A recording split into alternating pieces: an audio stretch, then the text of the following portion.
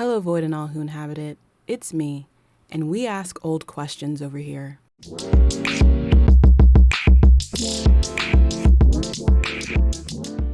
There's currently a wave of interest around recreating 2016 for some unnatural reason, but I'm more interested in what new things 2026 will bring us, particularly when it comes to entertainment. Against all odds, we are finally getting newly produced shows, but they're all a bit beige, which unfortunately is not a new observation. People have been openly and loudly asking, where have all the black girls gone, for a while now. Although based in a concern around representation, this question can unroot quite a lot about our media consumption and construction habits. As a caveat, much of this conversation may be applicable to women and girls of color in general, but I am intentionally focusing on Black women and girls for the same reason I'm primarily using teen dramas and shows about people in their 20s as examples. Recent data shows that Black audiences watch TV more than other demographics, and the majority of Black audiences are under 35. Arguably, if you're making a coming-of-age show, Black audiences are most likely to be within your target demographic.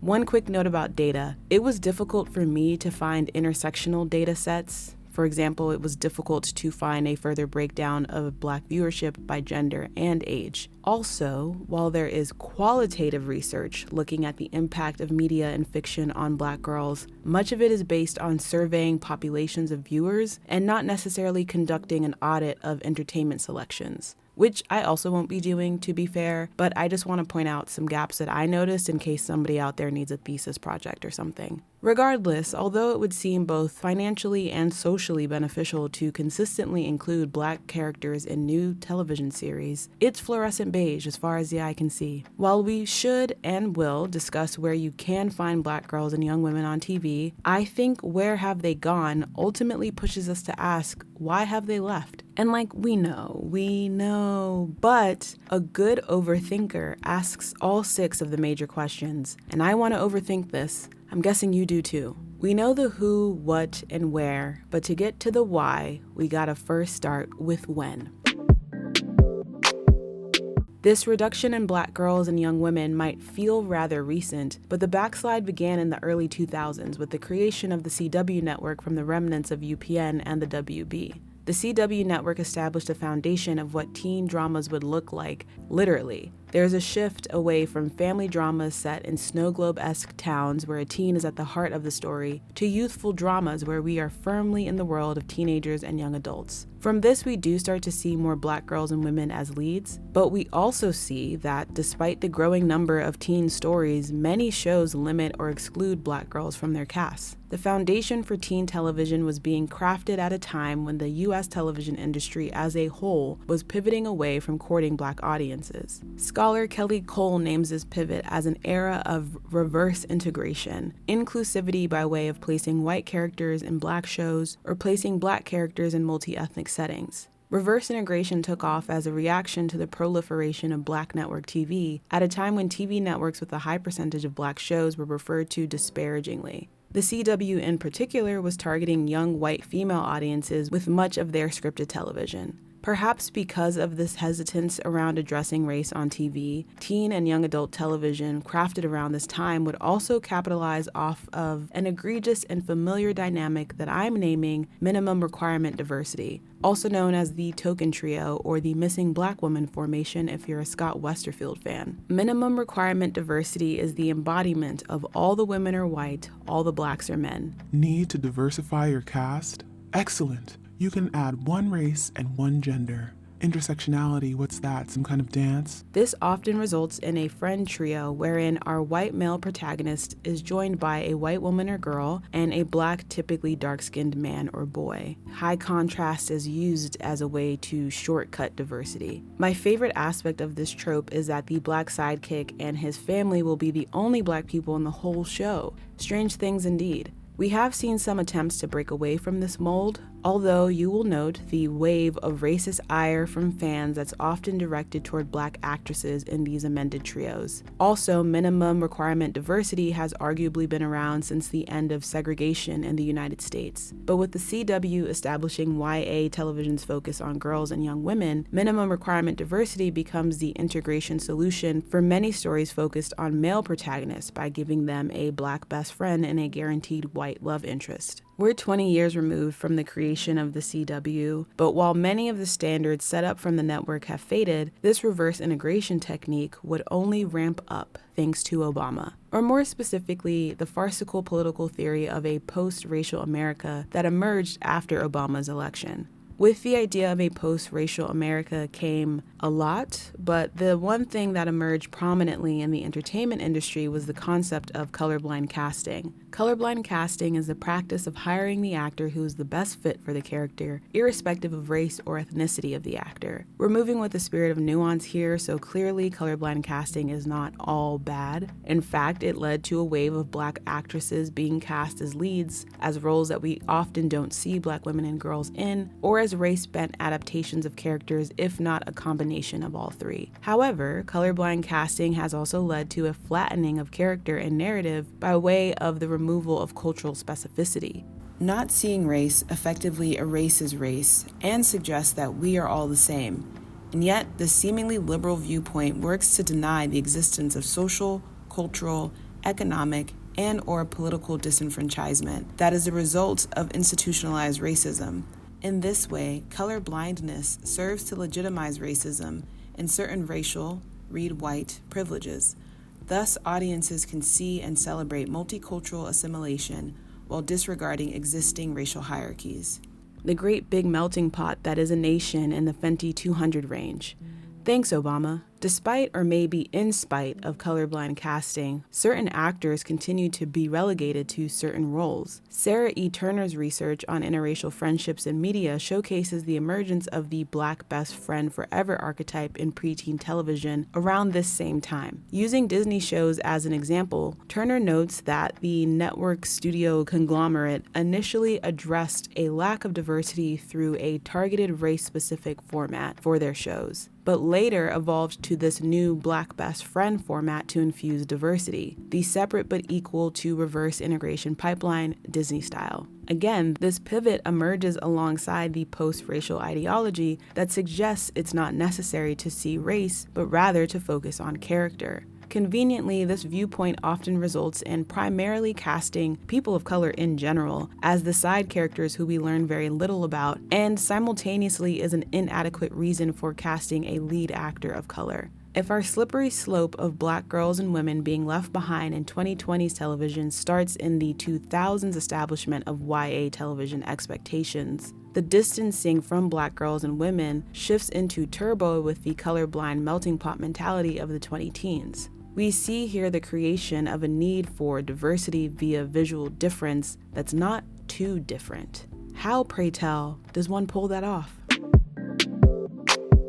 With the cultural shift of the post-racial 20-teens, we moved away from claiming ignorance to casting in a way that causes as little visual disruption as possible while still covering one's ass. If we don't throw in some colors, the girls will chew us up. So go on ahead and call up Netflix's biracial factory and have them 3D print us one in each gender. 'Cause there's only two genders, don't you know? No shade to the biracials, by the way. I'm glad y'all getting y'all work. I just want all my people to eat, you know what I mean? Also, if we're keeping it a buck, and Andre Fat Stack 3000, it's a very specific type of biracial that the people then be looking for. If we take a moment to step under the women of color umbrella, actually, we can see similar issues across racial groups. Alexa Demi in an interview mentioned struggling to find work because she doesn't fit a certain look. Oh, beloved, I had to search for quite a while to figure out that this quote is from an A24 podcast episode that released in 2020. Demi was discussing her perspective about her work as an actress, shifting after she booked her role on Euphoria, but I feel like what she's saying still feels relevant, especially given where her career has gone in comparison to other people on that same show. I remember an actor once saying that Hollywood wants their Latinos to look like Italians, and yeah, shout out to Rita Hayworth. There's a long-held understanding across racial groups that what you can look like in Western media, particularly if you do not want to play a stereotype, is very specific, and for most people, it just keeps getting lighter. The request for casting diversity could simply be, we know we need X, find someone diverse. But no one takes a step further to consider why diverse is a very specific look, why that specific look is appealing, or why the selection range is so shallow. A common refrain in defense of casting choices from the lay people, casting directors are not fighting with people in the comments, is that, well, they picked the best actor, or there's not enough actors of X demographic who are good enough.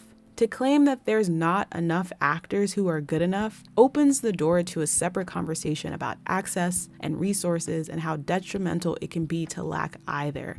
Janelle James recently discussed the search for dark-skinned child actors in LA and how much difficulty Abbott Elementary as a production had in finding those actors. A lot of folks focused on the lack of options as a way to knock LA, but what I think is extremely impactful to point out is that the determination to fulfill a casting need led to this production investing in the careers of these children. That's extremely rare. Hiring for potential instead of experience means being willing to take a risk and to cultivate talent, and a lot of people don't want to do that.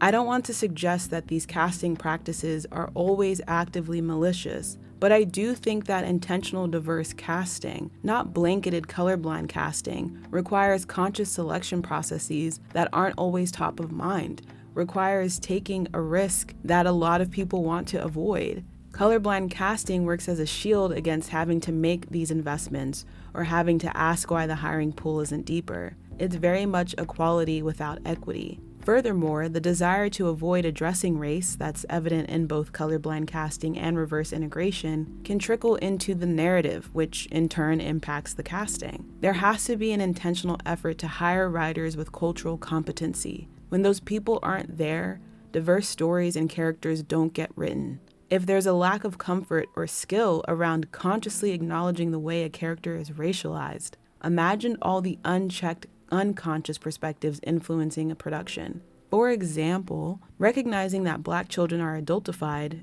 in media and in real life is a pretty familiar concept to Black people at this point. I feel like that still remains pretty unaddressed at large.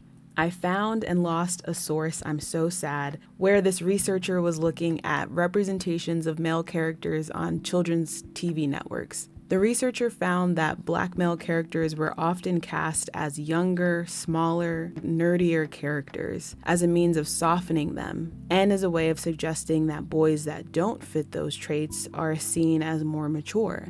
Two things stood out to me. Firstly, this denotes some subconscious understanding of adultifying Black boys. If they are larger, older, more interested in sports than STEM, for example, we don't want that. But secondly, if Black boys can be quote-unquote softened by making them nerdy, small, young, what is the similar process for Black girls? Adultified Black girls are seen as servants or sex objects, if not both. If it is then more difficult to soften that image, do Black girls just get removed from a narrative? Previously, the solution was often in the Black BFF archetype, but we've moved away from the teen starlet and her feisty mammy in training dynamic and towards stories that center awkward anti-heroines and oblivious ingenues. Notably, a lot of those stories have racially limited casts with a focus on a similarly limited friend group, which honestly wouldn't be negative if, harkening back to the television of the 90s, there was a large variety of friend groups to choose from. There's a growing interest from Gen Z and Gen Alpha in older shows that I think sparks from a desire for variety that is easier to find in older media. Even if that variety was born from a "we're gonna put you over there" type energy, the shows existed. Now, fewer shows are being made and renewed, and of the options available, it's quite easy to find shows about friend groups that are predominantly white. Meanwhile, the racialized aspects of the marginalized characters' experiences, should said characters even exist, remains neglected. More frustrating than the lack of representation is that we remain limited to white people's racialized subjectivity. I have to collect my official cornbread stamp of approval by casually bringing up Du Bois, so if you would, a brief moment to discuss his writing on double consciousness and specifically the idea of a color line that separates white and black social spheres. This separation impacts the understanding of the self and the social world. However, the color line doesn't just separate social spheres, it also functions as a one-way mirror that white folks can project their understanding of blackness onto. The real black person behind the line is often invisible to the white person projecting. A flat understanding of blackness, one which is just, those are people born with dark tans, is something that can be projected, as well as harmful stereotypes and tropes. Importantly, the color line allows a white audience to maintain a shallow, one-way understanding as a valid one. Reverse integration and colorblind casting are two ways that media is able to maintain a thick color line by preventing more dynamic characters, stories, and worlds that could pierce the bubble of willful white ignorance. Racialized subjects are rendered near invisible because to have difference exist in abundance might require that the difference be addressed, either in the narrative or by the production, if not both. And that's just something white folks have historically never done very well. This avoidance of crossing the color line, so to speak, is often seen as an unconscious decision, but Phil Chidester, in his analysis of Friends, perhaps the greatest perpetuator of maintaining the color line in modern times, argues that media can intentionally present whiteness as a racial subjectivity that prefers isolation. I'm not philosophe noir, so forgive me for the simplified definition, but subjectivity here is referring to a conscious perception of the self, how you construct a sense of being a subject that acts, as opposed to objectivity, which is the perception of an entity that a subject can act upon.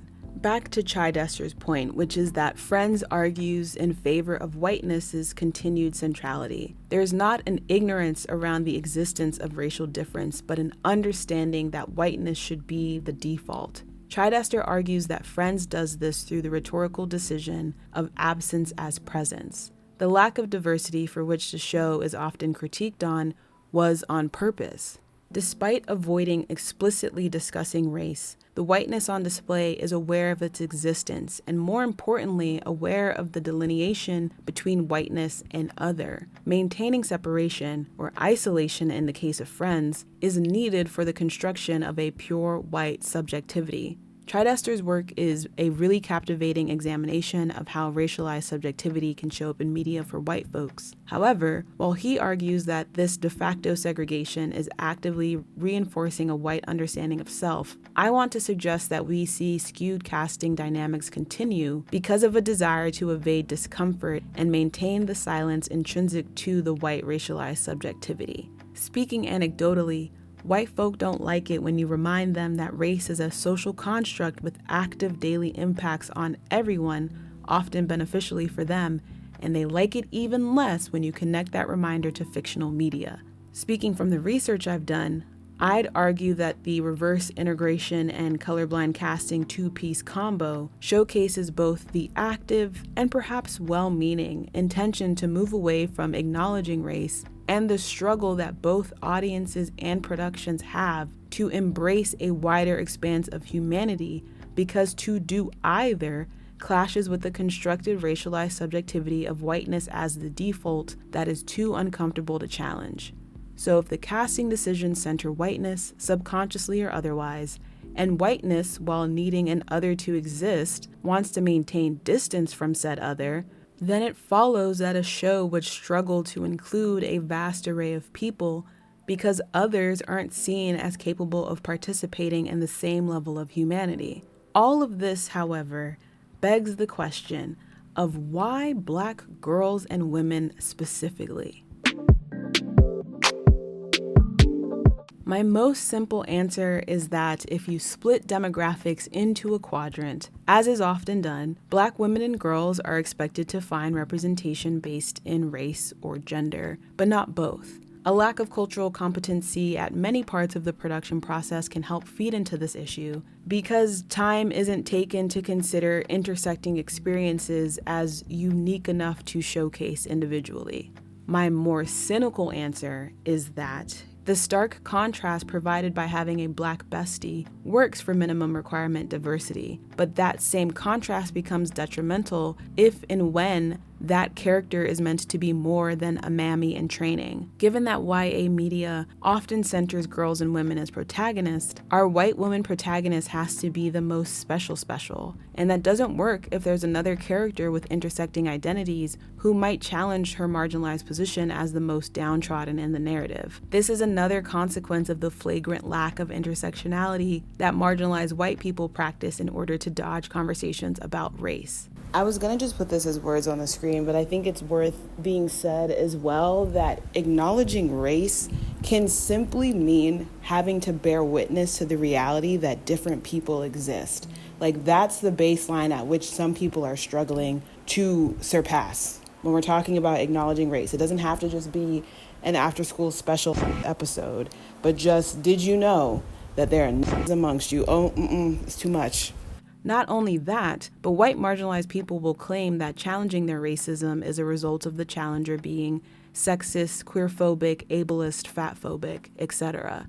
This need to be both the most special and the most down bad feeds heavily into the uber-privileged black girl trope that Amanda speaks to in her video. At one point, she describes this trope as overcompensation, but I think it's also a means of leveling out a character in order to avoid acknowledging her blackness, and to comfortably position her as an antagonist if needed. Like, she's rich and popular, you don't need to feel too bad for her. There's something here about wealth being interpreted as a means to erase racialization, but anyway, my point is that the white underdog must remain defeated. But a racialized character disrupts the white marginalized subjectivity that centers whiteness even in spaces of marginalization. To double down on the white marginalized character's importance often requires ignoring existing hierarchies, and what easier way to do that than to not include characters that remind us of these hierarchies in the first place? White women's racialized subjectivity positions them as the alpha and omega of all things relating to womanhood, which in turn demands ignoring black women and girls because our subjectivity, as the stark opposite, will inherently challenge white women's understanding of their womanhood. Mind you, I don't think this happens consciously, necessarily. If we look at the downturn in black TV in the late 90s, the cancellations were a consequence of white audiences not investing in these shows because they felt they couldn't relate or they weren't interested in a black show. This is something that we can see continuing in more modern productions. The existence of one too many black characters tugs at the fragile edges of white racialized subjectivity, which is enough to remove characters if not entire shows. But folks ain't saying the quiet part out loud, if they're even aware that their negative reaction is rooted in an understanding of self that is made out of cotton candy. I also want to say that I think there's something here about desirability. Stories for women and girls often feature romance, and I think a big element of white women's racialized subjectivity is having their desirability be separate from the other. As an example, in Taylor Swift's new album, which I didn't listen to but I did watch a great breakdown of, she says at one point, "I'm not a bad bitch, I'm not a savage," which is racially loaded no matter how you slice it. But more germane to this conversation is that there is an understanding and a desire at varying levels of severity to be held and pursued in a separate, isolated space apart from racialized women. White women's racialized subjectivity doesn't want my black ass in their stories currying similar romantic potential, because then we'd be equals. And you don't want to be my equal. You want to be my better, while still positioning yourself as just a girl. Black boys and men can exist as love interests or perpetuators of sexism, or as some white character's sidekick. They don't disrupt the white woman's racialized subjectivity as severely because there's still a layer of distance provided by the privilege of them being male. The lone exception to this that I can think of is Jimmy from Supergirl, which is a great example of whiteness working overtime, truly record-breaking numbers over there. Less cynically, I'd say a big part of the reason why we aren't seeing as many black girls and women in media, especially coming of age stories, is because we've lost a lot of stories about dynamic duos. Of those that do exist, they don't often use the black BFF trope that Truman speaks to because our recent duos are more often mutually chaotic young women that carry equal weight in the narrative. That setup doesn't work well for crafting a Mammy Jr. When we do see Black women and girls, it's often in stories with each other, which also speaks to the reality of racially homogenous friend groups. Most people's friend groups do not look like the United Colors of Bennington. If our protagonist is a white girl, it's realistic for her friend group to be racially limited. Never mind that this is fiction and you could literally do anything. Unfortunately, that same racially limited social network likely continues behind the scenes, bringing us to the very bright elephant in the room, the system, by which I mean the industry. Changes on screen are a result of changes behind the camera. The Think Tank for Inclusion and Equity, or TIE, releases a yearly report on the state of inclusion and equity in TV writing, surveying nearly 700 professional writers to address two key data points. What do audiences want, and what's stopping writers from delivering it? In their 2025 report, TIE found that historically excluded writers are less likely to run their own shows. However, as we've discussed in a prior video, writing TV is a team sport. Unless we're looking at British TV or a Netflix original, there is likely a room of people crafting a narrative, so it can be beneficial to consider every voice in the room, not just the top dog. According to TIE's 2025 report, nearly 9 in 10 showrunners surveyed said prior industry relationships or personal recommendations were most frequently considered when staffing in their rooms. If you are a non-marginalized showrunner, which you're more likely to be, and like many people, your social network is fairly homogenous, who do you think you're likely to staff your room with? When it comes to breaking into writers' rooms, the most impactful way to enter is by being promoted from an assistant role, with white women being promoted at almost 4 times the rate of writers of color, irrespective of gender. And that's just considering the writing. We could also ask who is funding these stories, who is approving hair and makeup, who is greenlighting which stories get made. When it comes to media for teens and young adults, studios are giving up on courting Gen Z and Gen Alpha at this point, like the eldest Gen Z turns 30 this year. Happy birthday, beloved. Because studios just can't beat the social media interest. They can't compete with the sheer amount of hours of content available via your phone. There's a lot of hope resting on I Love LA cracking the code, but producing shows for younger audiences seems really difficult, and so studios are like, fuck it, we just won't do it. We have an industry that continues to be creatively exclusive and financially risk-averse.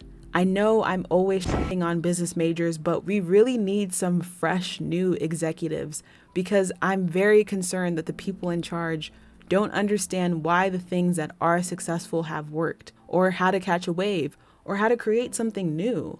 We need people willing to take risks. That's the way change happens. To pull one last time from TIE's 2025 report, when the industry invests in systemic improvements, it creates breakthrough content that wins awards, builds devoted fan bases, and drives commercial success. The question isn't whether the industry can afford these changes, it's whether it can afford not to make them. That was a lot of doom and gloom and statistics and sociological ramblings, but I'm happy to tell you that all is not lost. For better or for worse, because where are all the Black girls is a frequently asked question, there are a lot of lists being created and maintained of where you can find these elusive young women. I will put my suggestions on the screen of some shows and movies that you can check out, but I'll also link some other lists that are being maintained at varying regularity in the resources page, which is always linked in my description box down below. Ultimately, you and I aren't TV execs, beloved. Our locus of control doesn't extend to the cutting room floor, but I recognize that sometimes just watching things when they are new and on the air can feel like not enough. So I also want to suggest some additional actions you can take to be a more active viewer. Firstly, follow creatives. I've talked about this before, but if you find people's work that you like, keep up with them. Support their new stuff. Marketing is a capitalist game. Shout out to the wicked mac and cheese. Sometimes the only way you can find something new is through the folks who made it. However, if you just want to find new stuff and not necessarily only follow specific people, there are a couple of pages that I would recommend that you could follow that post updates. Black Film Alerts is one.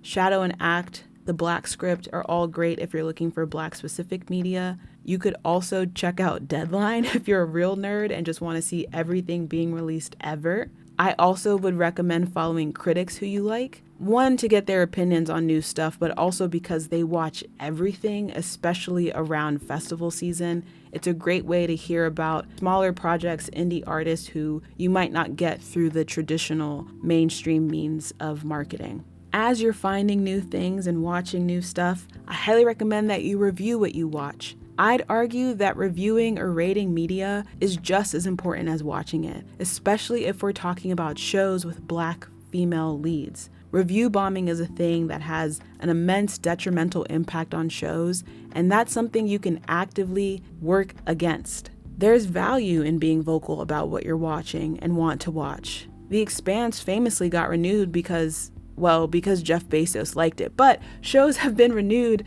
revitalized, given spin-offs because of social media attention, so there can be a benefit to yapping on the internet. If all else fails, beloved, you can always turn on Insecure. Maybe your next rewatch will finally bring you over to Team Molly.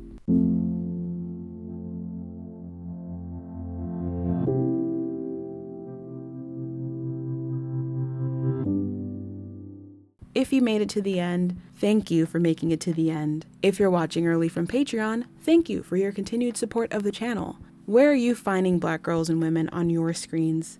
Have you fallen back to watching old TV shows? I know a lot of folks are being introduced to older pieces of media through TikTok, but maybe you're one of the many feeling nostalgic for an era of TV long past just because. Me personally, I've fallen into the Percy Jackson universe and I can't get up. It's such a cute show that I'll be yapping about in detail in my monthly recap of what I watched. I've also got the urge to do some more TV history research, but you'll hopefully hear about that in a later video. Until then, stay safe. I'll catch you in the next echo chamber.